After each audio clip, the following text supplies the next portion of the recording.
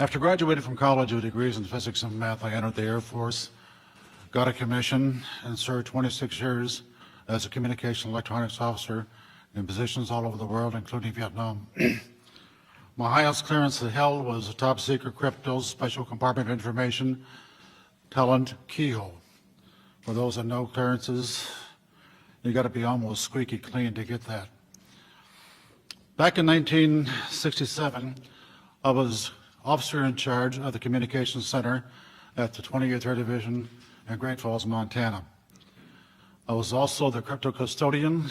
I was a top secret control officer for the division, and I passed out nuclear launch authenticators.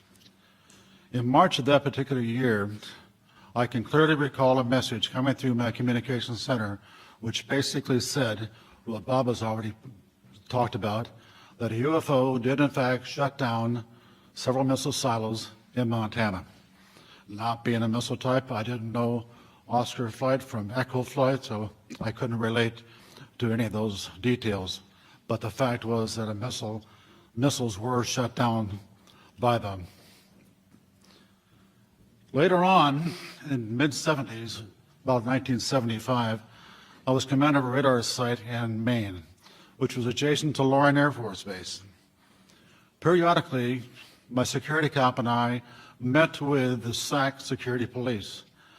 And on two occasions that I can recall distinctly, they told us that UFOs were seen over the nuclear weapons storage areas at Loring Air Force Base, which was a SAC bomber base, as some of you may well know.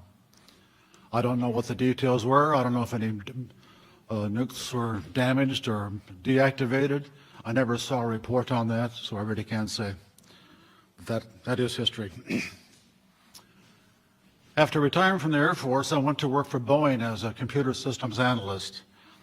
Bob didn't mention this, but one of my first supervisors at Boeing was Robert Kaminsky. He has since passed away.